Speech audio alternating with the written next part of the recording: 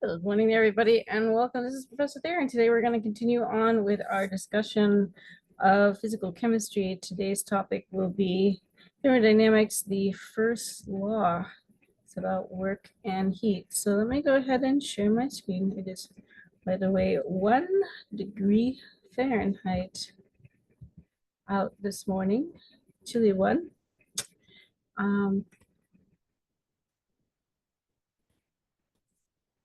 So let's also set the timer so we keep the meeting a reasonable amount of time.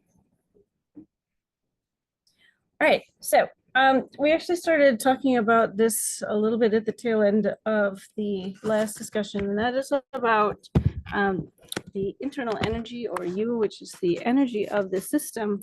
And the energy of the system is going to be it's going to be a state function, whereas some of the other components of the system are not. And so the components of the energy in the system are going to be the heat and the work. And heat and work are not state functions. So let's just write out a little, okay. First law of thermodynamics. Last time we talked about what path functions mean and how to understand what that is. Okay, go to U equals Q plus W. These are essentially the same formula. This is the first law of thermodynamics. The energy, which is a state function, depends on the two path dependent functions, heat and work. In other words, it's the law of conservation of energy.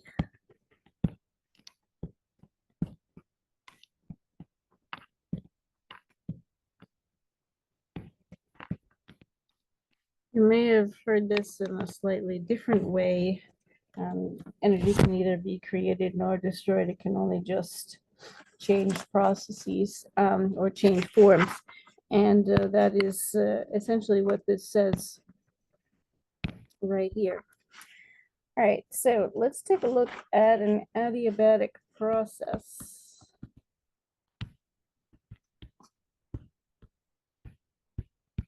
What is that? This is a process in which no heat or energy is transferred. In other words, we're making an isolated system.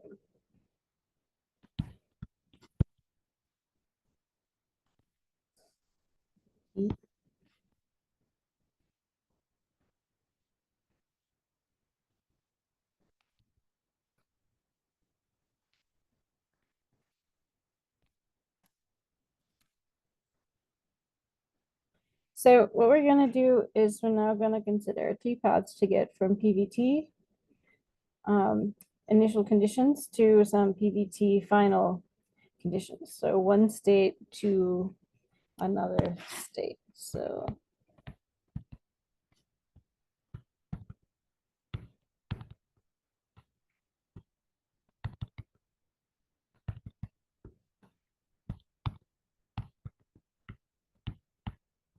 and the way this is going to work is that they are not all going to be the same.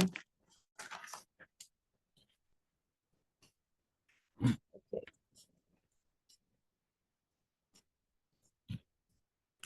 So now we need to just really understand what this adiabatic process means. So we just need to know.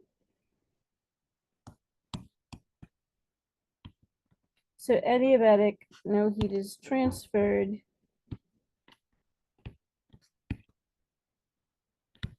So what does that mean? That means this is isothermal. In other words, TF is equal to TI. There's no temperature change in this one, okay?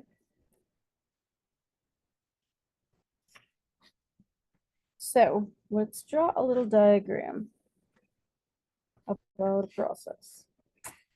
All right. So here we're going to have a P and we're going to have a V over here.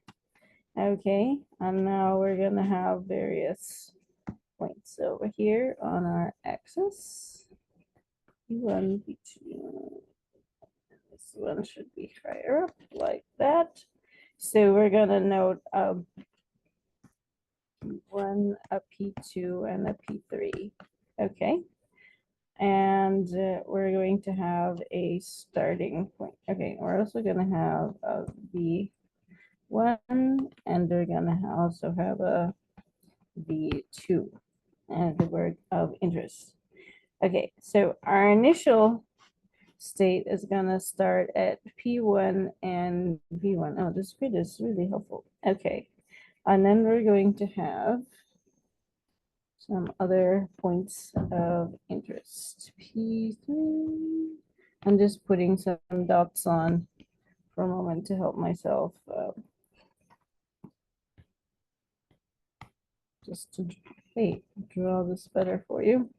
Okay, and then we're going to have some sides on this figure that we want to notice. Okay, so here is the start. And the start is going to have some PVT values, right? And now we're going to have some finish. Oh, these actually could be specified. Let's be a little more precise about that.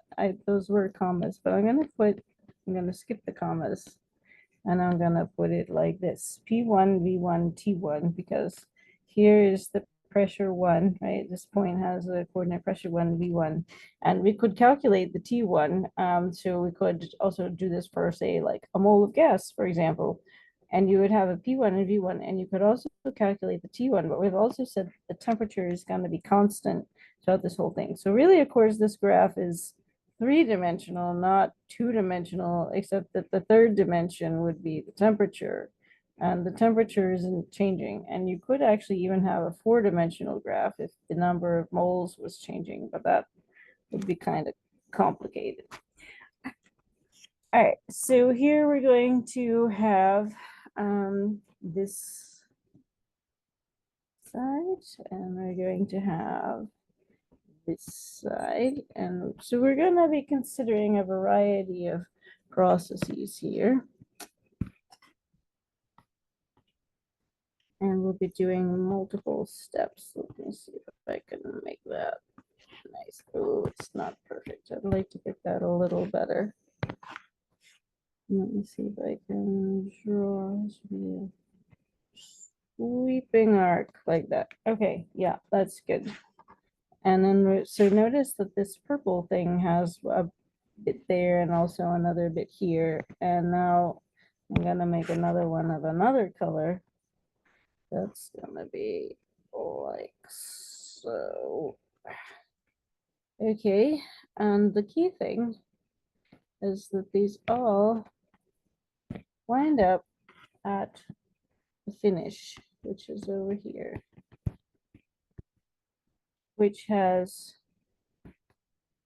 P2, V2. See how this is pressure 2, right? X, so it's like X, Y, and Z coordinates, but we're not showing the third coordinate because again, it's that one doesn't change.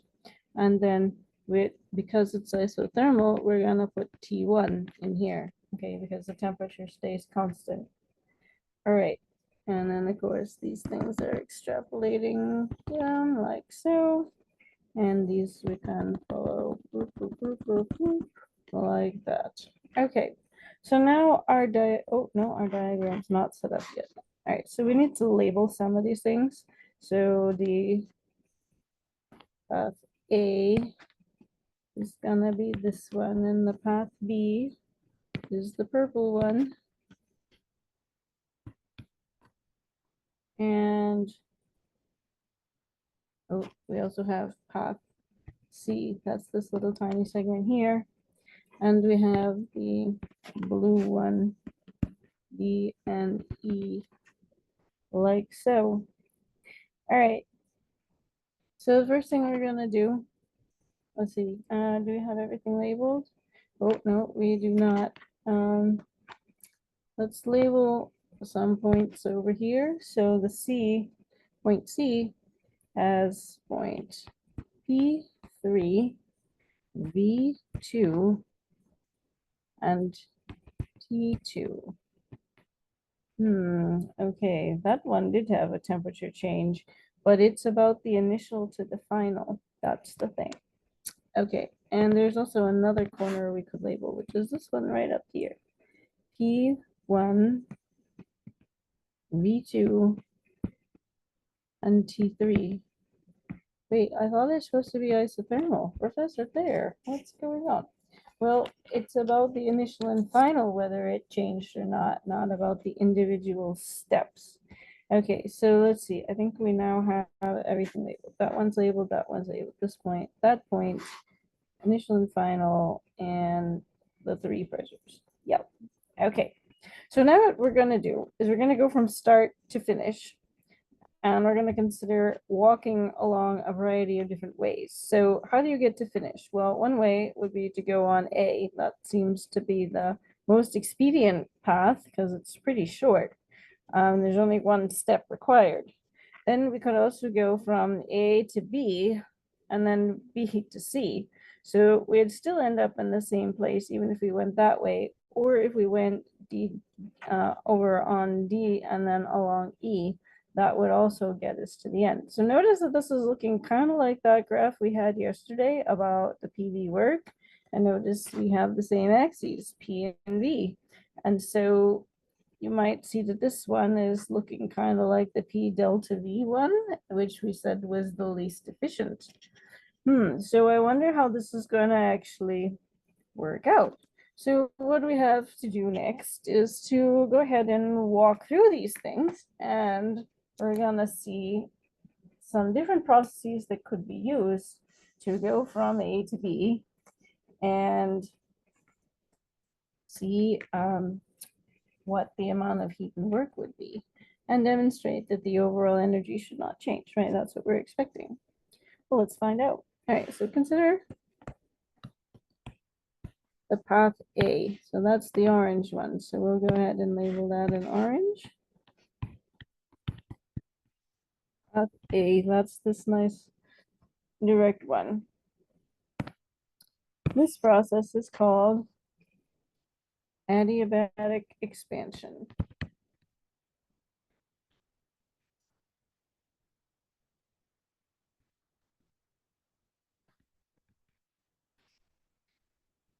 Isothermal. Okay, so let's see. Do we agree that it's isothermal? From this point, oops. Let me scroll. There we go. Okay, this. Okay, stop. We don't want that. Okay, to go from this point to this point, we see that the temperature T1, the initial and final temperature are both T1. And so it's going to be isothermal because iso means the same temperature at the beginning and the end. And so this means all that we can change are the PV. Now let's see what happened. Now the volume is, this is a smaller volume, V1 is smaller than V2, right? So this means that it was an expansion. And the pressure, what did the pressure do? The pressure went from a higher pressure to a lower pressure. So you have a high pressure driving a piston to go up and expand from V1 to V2. So that's what's going on here. And that's how you can rationalize what picture this is. So this matches to what we were talking about last time about the pistons. And this is the expansion. All right, good. So the pressure of the gas decreases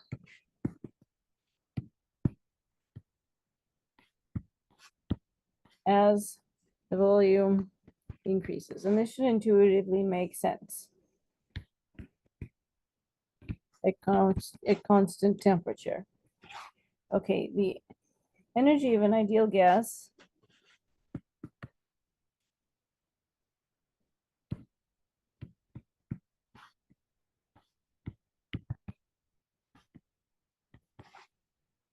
depends only on temperature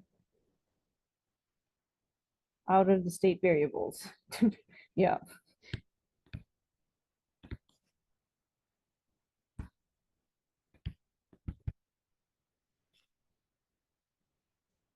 So the result of this is that if delta T equals 0, so too, the change in the energy equals 0 too. So then we want to always be thinking about this little question. How does that affect heat work?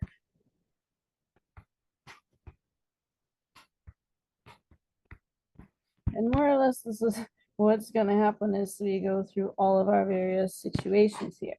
So let's write out delta U equals dQ plus dW. And this is how a lot of this is going to go. We write about delta U equals dQ plus dW. That's pretty much what we're going to say about these things. All right, now we just said that delta U equals 0. So we're going to substitute in 0 equals dQ plus dW, right? So we just said sub in delta U equals 0, right? So a lot of these things are, we're going to try to understand what the situation is, what kind of expansion or contraction are we doing, and then there will be some associated consequences of that. Okay, and so in other words, we could say negative dQ equals dW, and this is just rearrange. So in other words, the takeaway from this are heat and work are the same magnitude but opposite sides.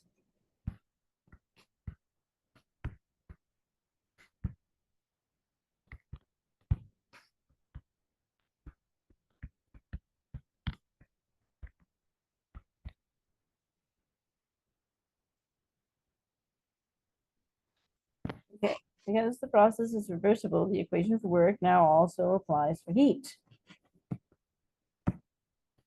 because they're equal to each other, right? Basically.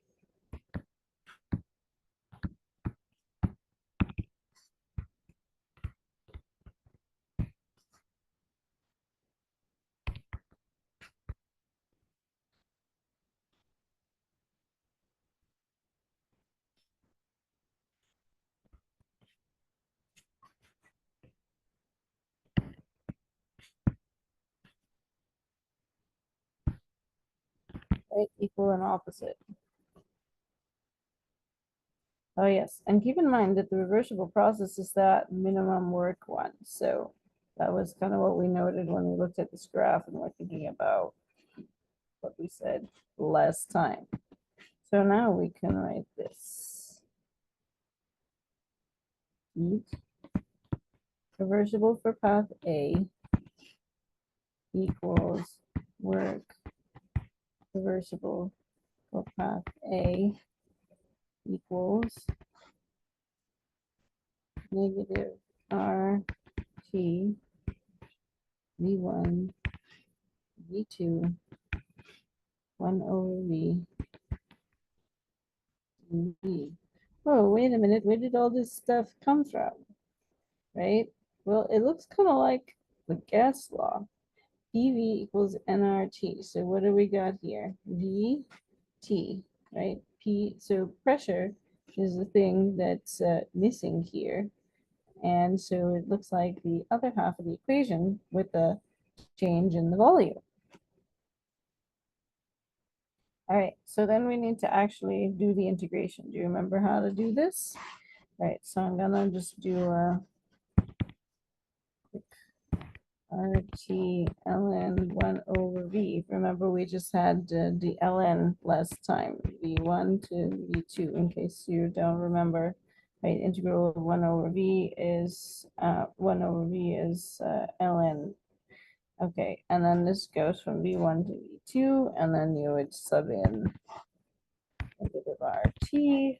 And now you're going to do the upper minus the lower. Do you remember this from your calculus? ln 1 over V2, right? This is upper minus lower ln 1 over V1, right? This is upper bound, this is lower bound, right? And now we can simplify a little bit further. So I'm just doing basically algebra at this point. ln, that's the same trick we did last time, right? So the subtraction of stuff inside of the ln becomes division. 1 over V2. And this is 1 over V1. All right, this is a compound fraction, which I'm not super fond of, right? That could be simplified. So what we could do is that you can do the algebra to work out what this is, but basically it's the numerator divided by the denominator. Remember, dividing that basically flips the fraction, right? So you're going to have ln negative RT ln V1 over V2, like so.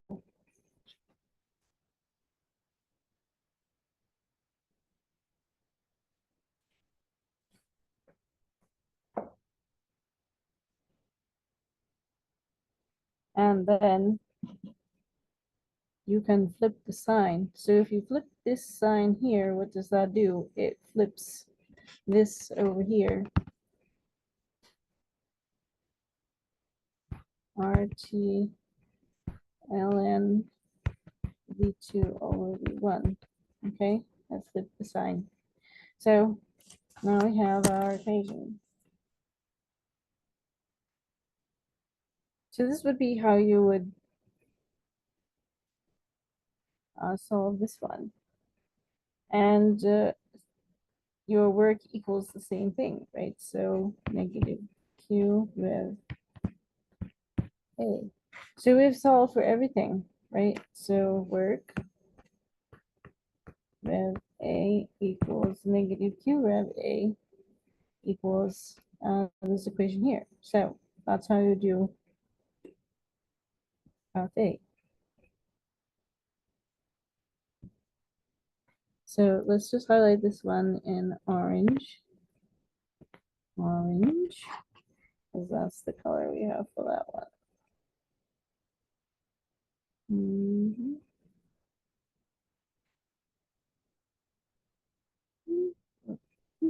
Okay, so that goes to path A. Great. I like colored pens. Did you notice? All right. Next, we're gonna consider, guess what? Next up. All right. Oh, that's not updating. There we go. Okay, next. Consider this is gonna be a compound one. It's gonna be the purple one. B plus C. Let's just take a look at where that is on this to remind ourselves. All right, so it's almost the same as path A, but it's lower. But notice that there's a change in temperature in this case. And then we're too low, so we need to then go up. We're going to have a change in the pressure here at the end, right? So we're going to go from this initial point down to, so P1, again, same starting conditions, and we're going to go down to point this P3, V2, T2. So this is the lowest pressure. So it's going to go down, but then we need to go along this other little segment, and we will add that on. All right, so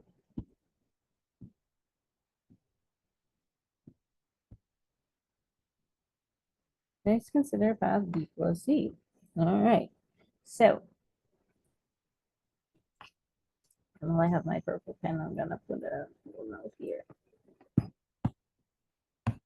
So in other words, this section, we're gonna have two things we need to calculate.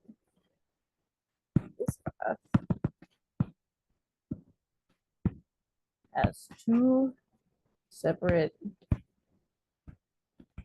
processes. Okay, so we're gonna need to do path B first, and then we'll need to do path C. This is the adiabatic expansion. Now, it's similar to path A, but not quite exactly the same. So let's consider what's going on here. So it's a reversible expansion, but it's not isothermal because we noted the temperature change.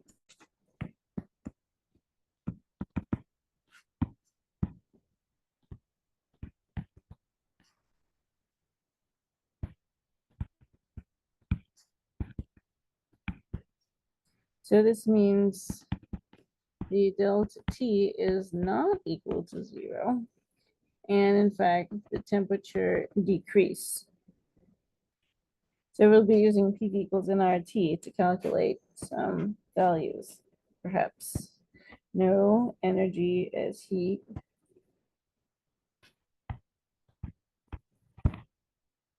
is transferred between the system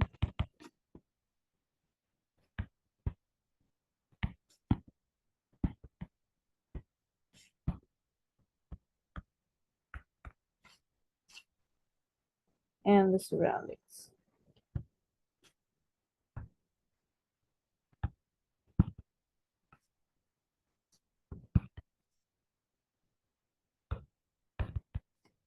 Okay, and that's what the way that we knew this is because that's what adiabatic means. Means it's insulated. Okay.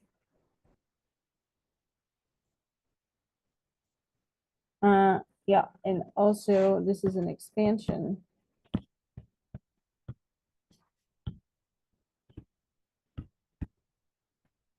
As the volume increased, right?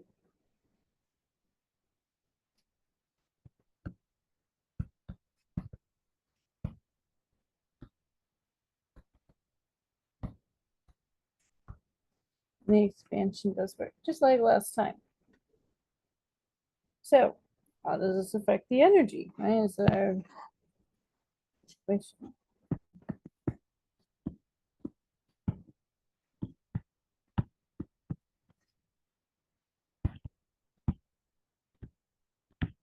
I mean, it's almost the same as last time, right? Well, not quite. All right, so we're gonna start off doing the problem the same way we did it last time, right? Delta U equals Q plus W. Great, first law of thermodynamics.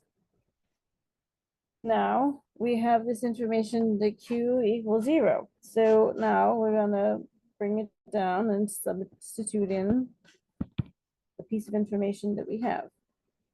Q plus work, right? Sub in Q equals 0. So a big part of thermodynamics is working out like which conditions you had. So in other words, delta U equals W. Algebraic simplification. All right, so now we're going to write the work integral. Let's see. All right, so the equation that applies to this is delta U equals the integral T2 to T1 T sub E of T. Oh, it's a heat capacity. Okay. And so now we have this this formula. All right. We'll color this one. I'm gonna actually just color this one something else. And hopefully you'll see why I decided to do that. All this color coding should hopefully mean something eventually.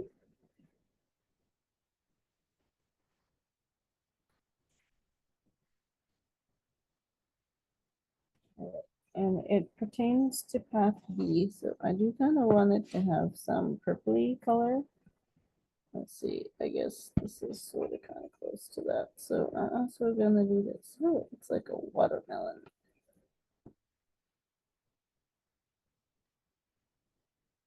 This has a couple of attributes to it. I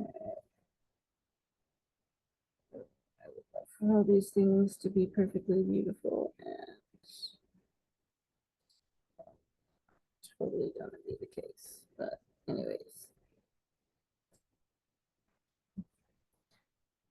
there we go. Yes, pink and green are opposite colors, and this correctly says that will turn black. Yes, pretty close.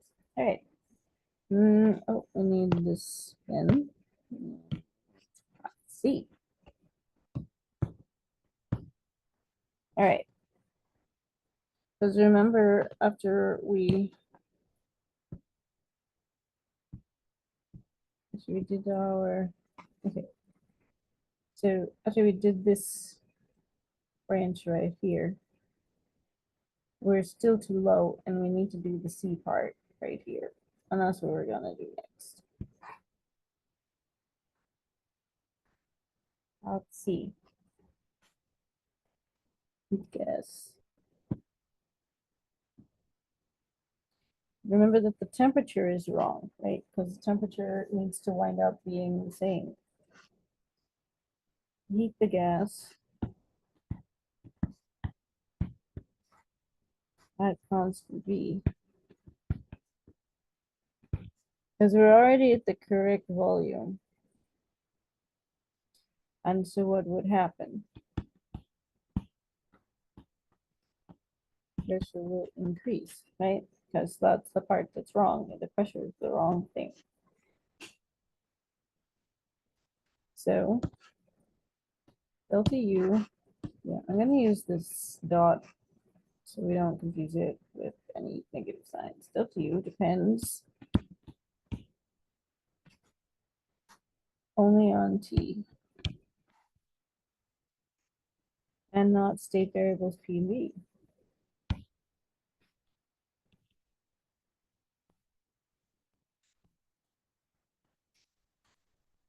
In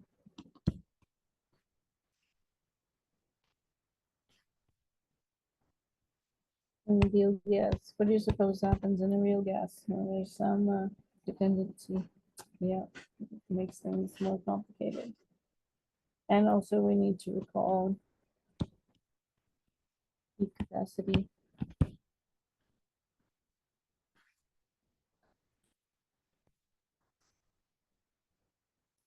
All right. Which is gonna be C sub V of T. The heat capacity is a function of T is equal to du over dt.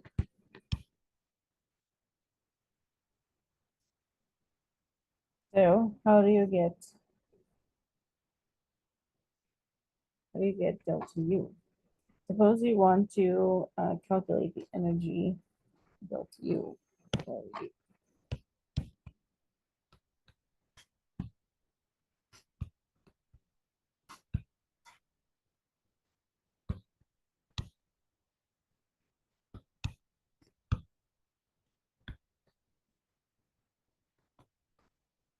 How do you solve this thing?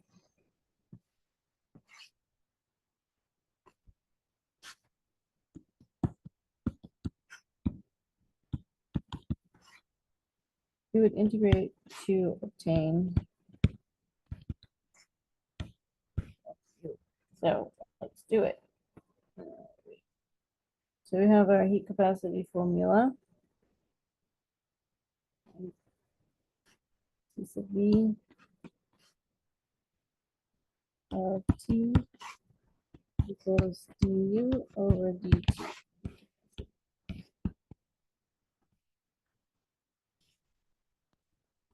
Given formula. Great.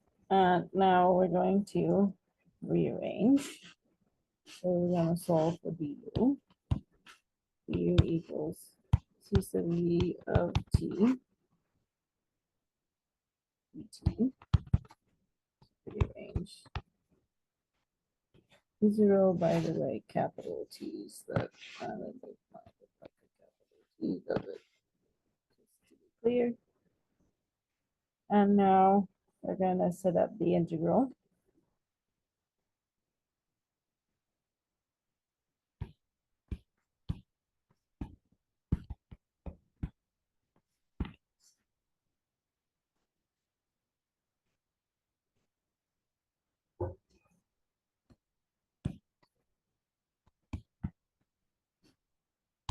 T1 to T2. C sub V of T dt.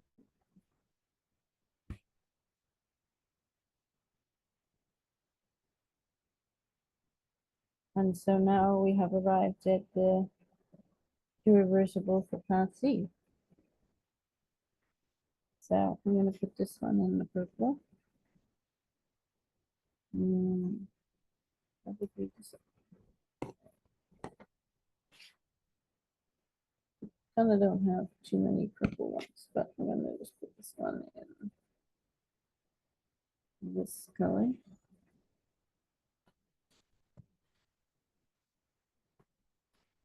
And filled it last time, I think. What color did I fill it last time? Just want to suggest the continuity here. We used this rosy thing. All right, so we'll also put this in here. So otherwise, these both pertain to this compound path. All right, and now we're going to calculate the total for the whole path. So, right, in other words, we've now just derived the equations for parts of these. Right, so we've done path B, and now we've done this teeny path C. We have equations for both of those. And so now, if we want to get the U, the internal energy for the whole path, now it's going to be E plus C, right?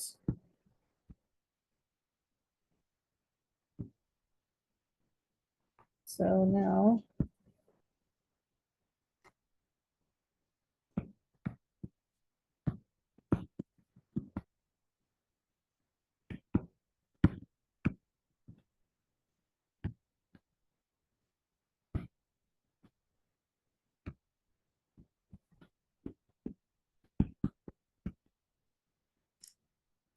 okay, so we start off the way we always do. U equals Q plus W first. Great. Now we're going to add the two paths. So this is like total. We'll put a T there for that. All right, U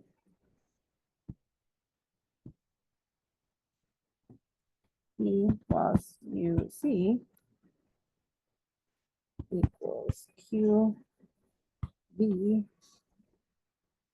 plus W B plus Q C plus W C, not the watch closet. Okay, this is just add the two paths. Up, and now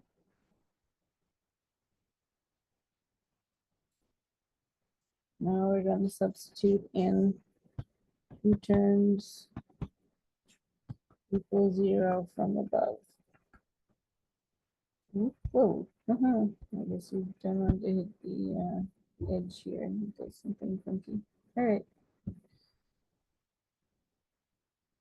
Now, let's see what we got. U, V, plus, yeah, not like that, QB plus C this way, plus C equals. Now, this term we already said was 0 plus WB plus QC plus 0. All right, just the note for that section. All right, now we're going to sub in the formulas. U B plus C equals the integral from 2 and T sub V of T T plus integral 1 D2 C sub V of T dt. All right, so in other words, we just took the pieces from above. So let's just see what we got here. So the total one, which is that purpley thing, this rose one, right? Which is supposed to represent the purple that we put on the final part, right? This is made up of two parts. It's made up of the light purpley part, which is the C sub E T dt from D1 to D2, this one.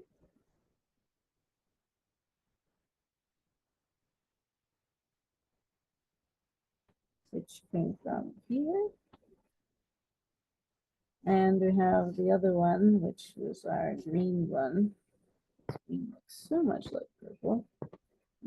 All right, and this one is that green one that we had that we calculated above, which came from there and went to here. So you're basically just substituting in the two things that we already calculated above into the equation. So this is a sub in.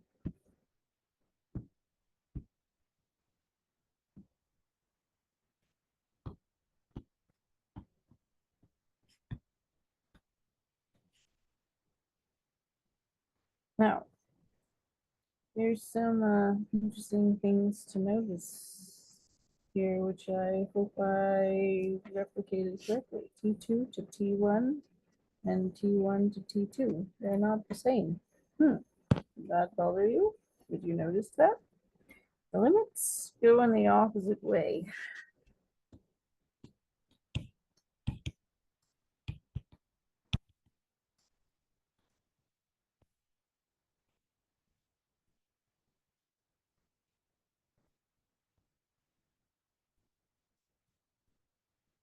That seems odd.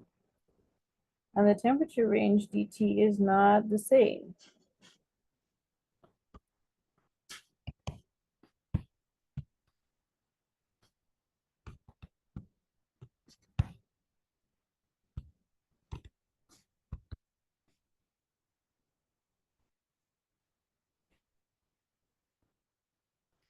The two paths.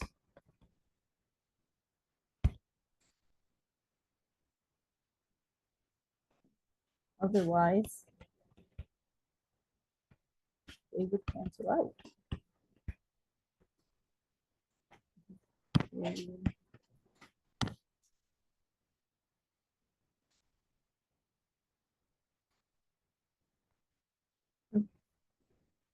Be zero. So I would say the energy is zero.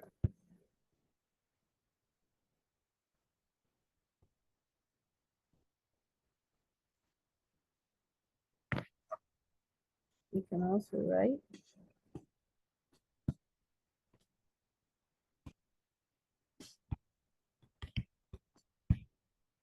the delta for one, delta U of the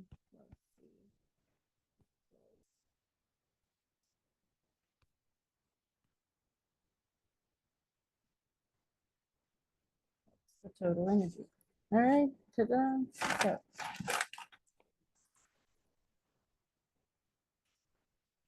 Take home messages.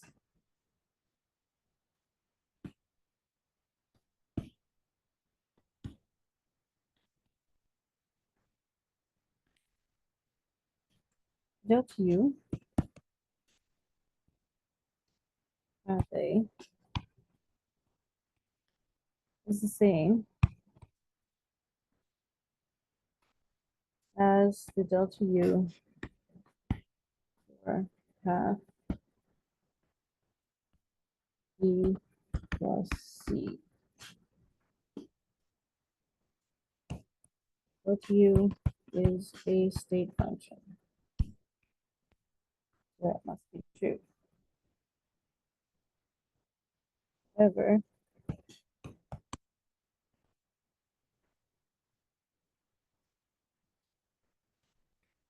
W with A is not equal to W plus C. So this is the path dependence. So the paths matter. Q with A is not equal to Q with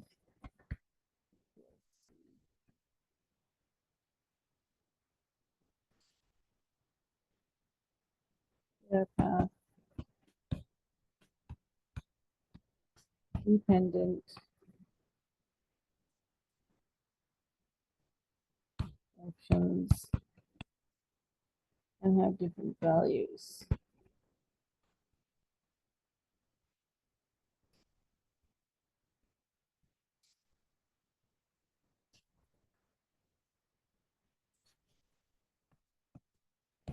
This comparison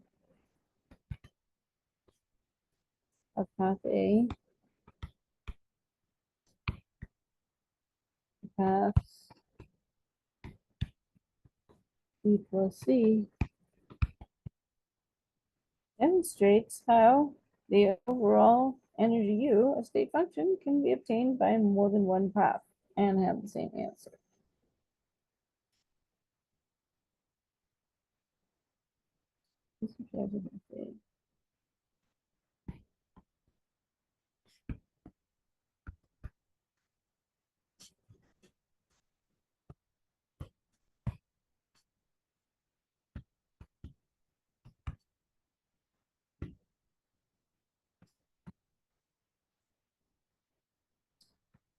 U, a state function,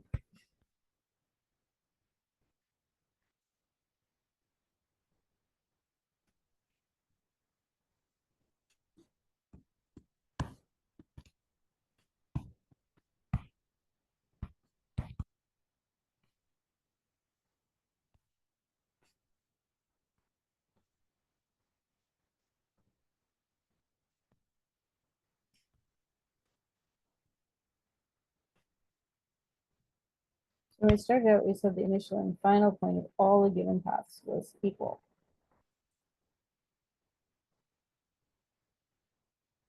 And this shows how that can happen. All right. The next subject we need to talk about has to do with calorimetry. Or another way to look at it is a very similar thing, but in fact, it is related to calorimetry. All right, so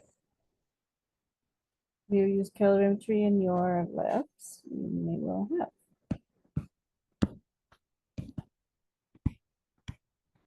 Calorimetry, consider the case.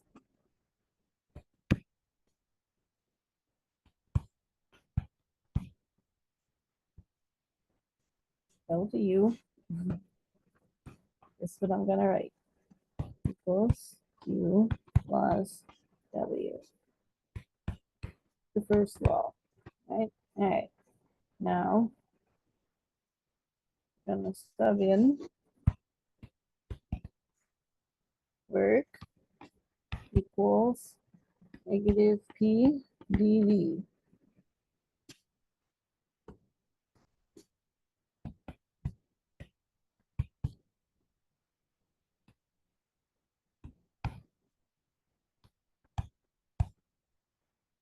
Okay. Now we're gonna change to the integral form.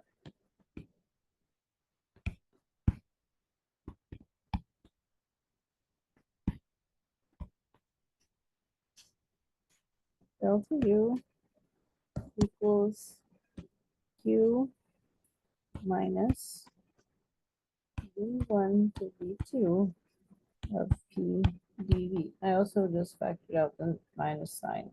Hopefully you'll find that. Let's do that. Okay.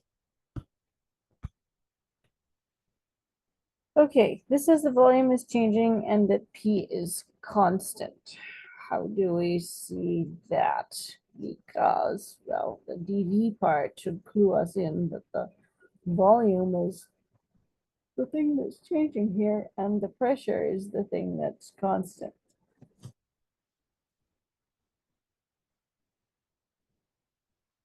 Odd. The volume were fixed.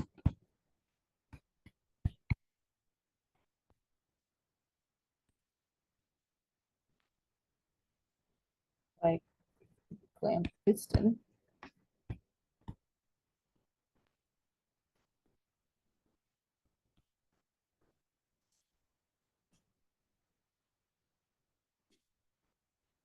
Or doing it inside a fixed size vessel.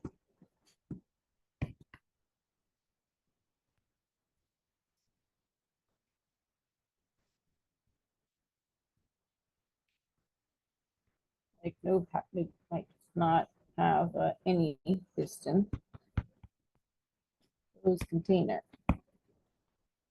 So made a double parentheses.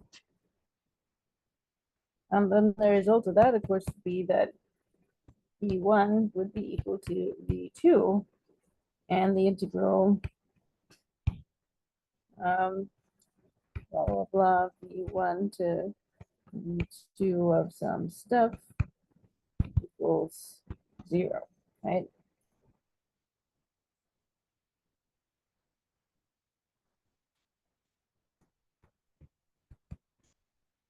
Oh, wrong side. Sometimes I do it on the left, sometimes on the right. I should be. So we could have delta U equals Q minus 0, sub in the observation. And now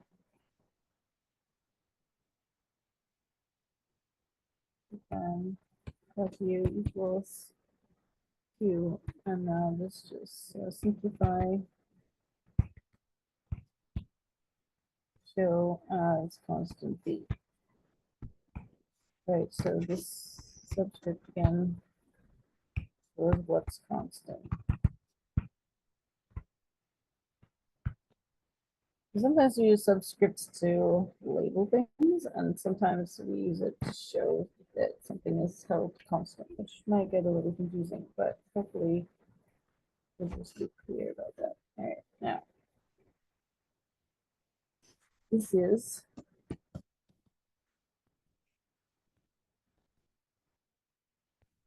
calorimetry. Ta-da! PV process in which it's constant B.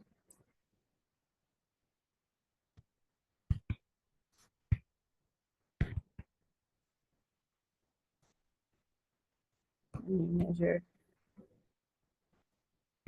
the heat Q, which is why calorimeters have thermometers looking at them. So let's just try to understand what exactly is going on here. So since the system cannot expand,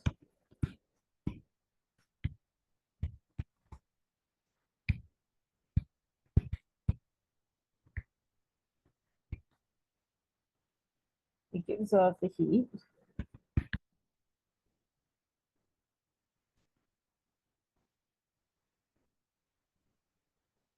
which causes the temperature to raise.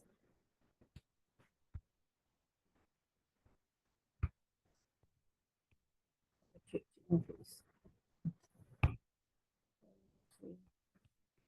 Voila, calorimetry.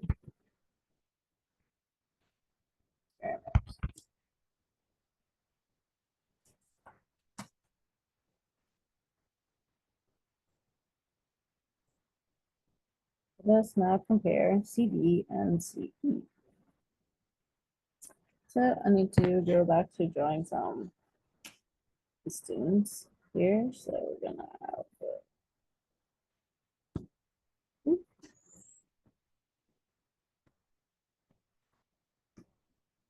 And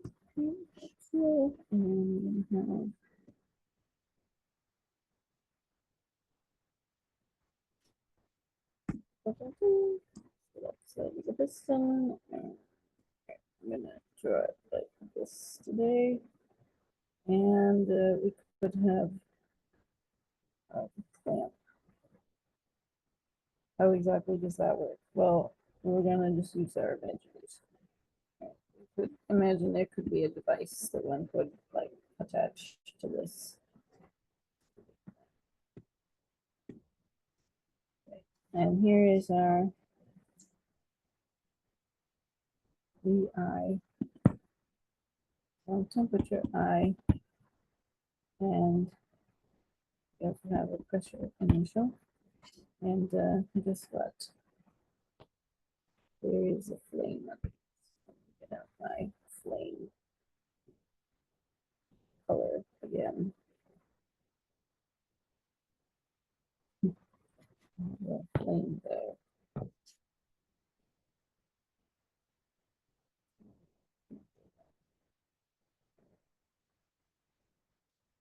Idea is we're gonna do some heating here.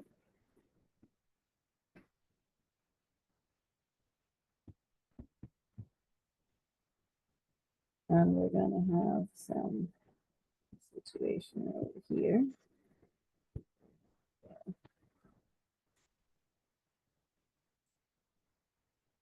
Piston.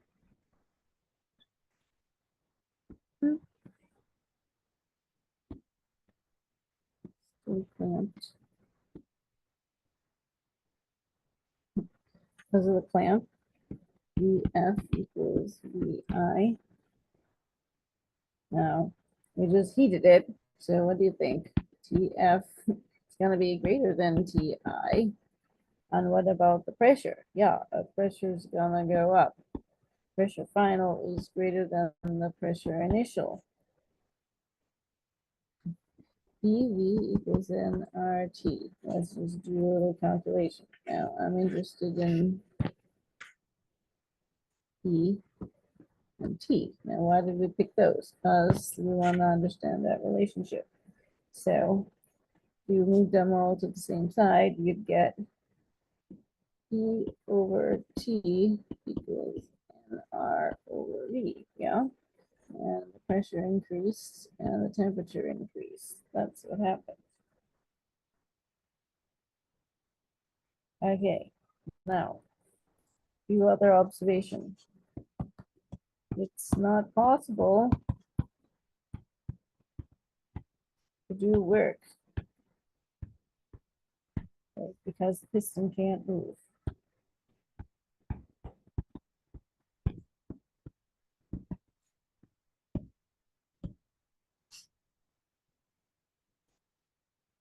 So what do you suppose I'm gonna do now? I'm going back to delta Q.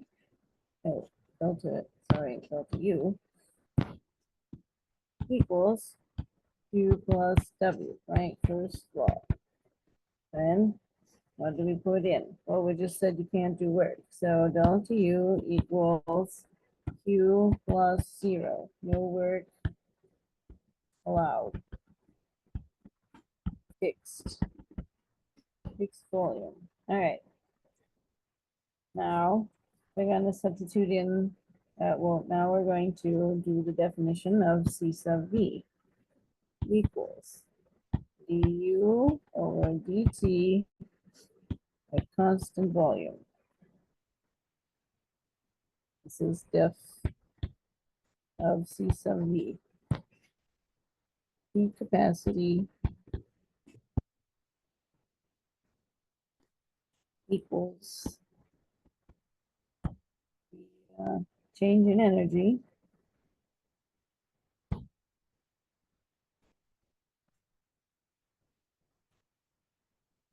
with respect to change in T. with constant V.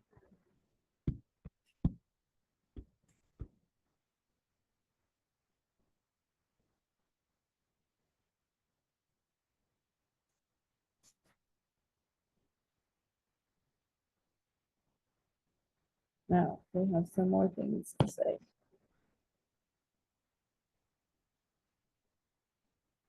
P sub V is approximately equal to delta U over delta T. Now, realize there aren't any other variables.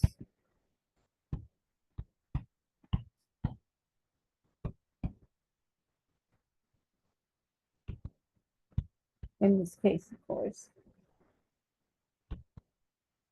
So we go from delta to delta. This is multi-variable calculus, and this is single variable calculus. Wait.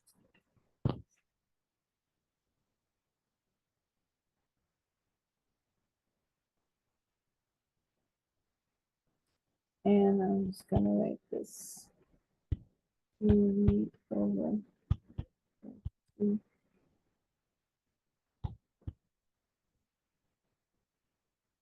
Oh, sorry. I didn't quite understand my notes there very well. I think what I meant to do, I'm like, why is that not equal? Because we're gonna put it on the next slide. P sub V equals Q sub V over delta T in for U. In other words, U equals just Q. Because we got that up here. So in other words, and we sub that fact in right here. This will be substituted into here. We get this. All right, and that's how that works.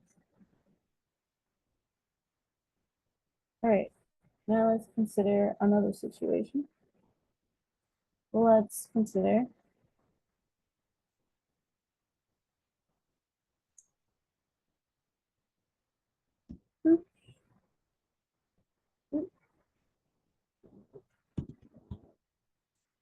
so piston. We have VI, some initial volume, some initial temperature, and some initial pressure. Heat it and cool. Here, let's make this a little bit taller. This to emphasize that change. Piston with a nice slim cylindrical bottom. All right, and the piston goes up to the top. In other words, it used to be here and just moved up. Here's the VI, and here's the VF, which is greater than VI. So what if you allow an expansion?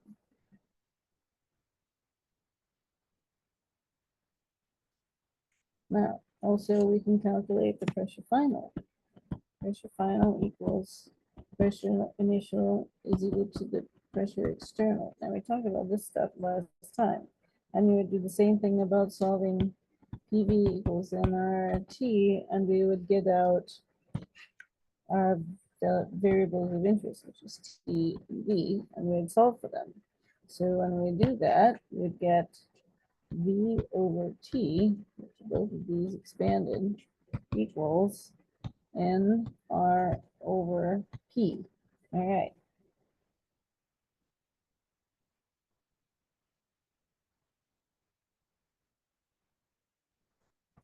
And again, we have our heating, so I guess I'd better get out my flame color here and put a little flame down there. Heating. All right.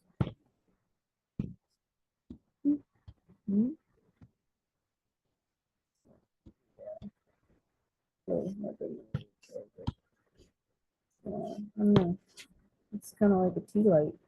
Okay. Note, the system does work. How do we recognize the system does work? Well, because the piston moved up. So some heat is given off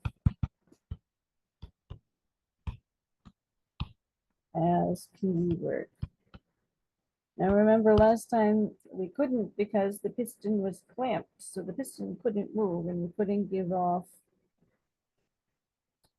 any work we couldn't do PV work. Now we could do PV work. So now we're going to do a C sub P equals VH or dt of. So we're going to, the same thing is going to be true. C sub P is approximately equal to delta H. So this is just the P, not totally different. That's also in the wrong place. Maybe more precise about this. That's a sub P with constant pressure. This is, so we can make that approximation from going from the little delta to the big delta. So C sub P, in other words, equals the heat over the T.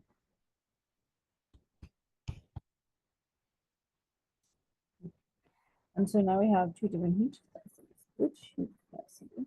So we want to compare the heat capacities. Right, so this,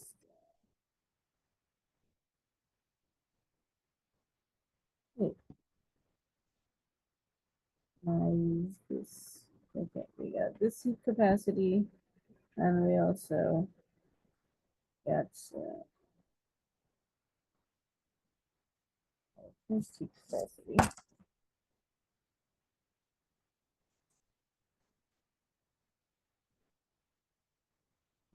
So PCB equals QE over delta T. Yeah, this is the one we want to compare to here. Two heat capacities. Different conditions, two heat capacities. What happens if you compare them? Which heat capacity is larger?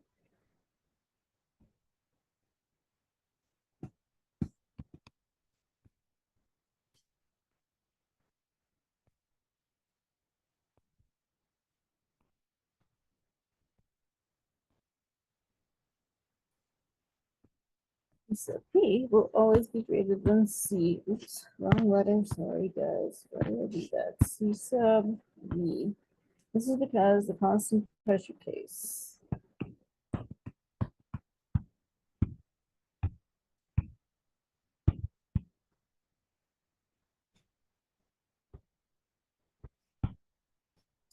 Gas must do work.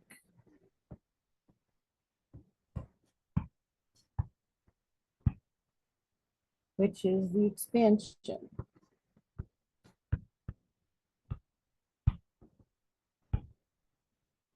So some heat is lost.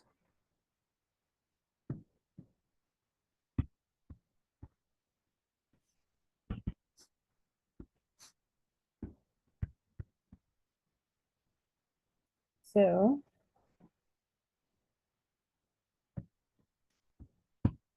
the C sub P is greater than the C sub V because the C sub P overall did more. It both gave off heat and it did work.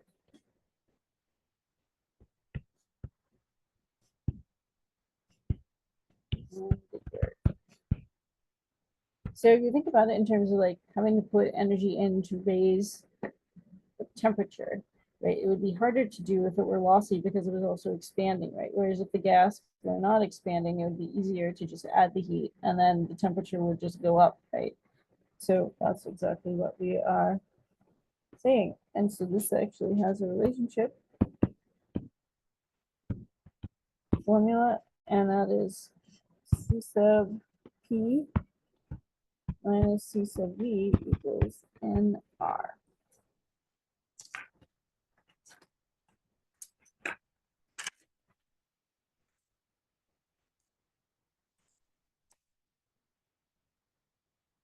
And my friends, that is about expansion of gases and heat capacities.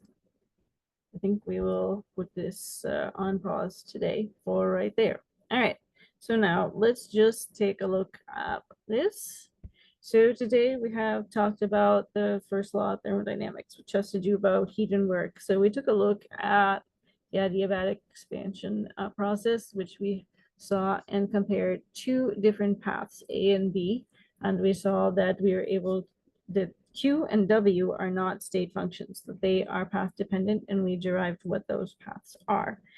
In addition to that, we also saw that U, the total energy, remains the same in both situations. So you can go from an initial to a final state and you get the same answer regardless of how you got there. For U, the total energy is conserved, but heat and work are not conserved and they are path functions. So we actually worked this out for those two. The second path actually has two pieces, which is why we saw both of those things there. And then we also took a look at calorimetry, which is an interesting case where we could understand about the heat capacity. So the calorimetry tells us about a situation where you could have a heating with a fixed piston that is unable to do work, which will give you the C sub V, that is the constant volume. And then we also have the C sub P, which is a situation where you have the constant pressure. So which one is greater? Well, in C sub P, you can actually have work being done because the piston can move. So that one is lossy. In other words, you need to put more in to heat it because it's going to lose some of the heat because it gets converted into work, right? Well, I mean, Q plus W, right? It's mixed. So that's why C sub P is always going to be greater than C sub V. Alrighty, well then, thank you so much for joining us today. As always, it's a pleasure to bring physical chemistry to life for you, and I hope that you learned something about first law of thermodynamics, heat and work, constant energy, and the calorimetry. We will see you next time to continue our discussions. Bye for now.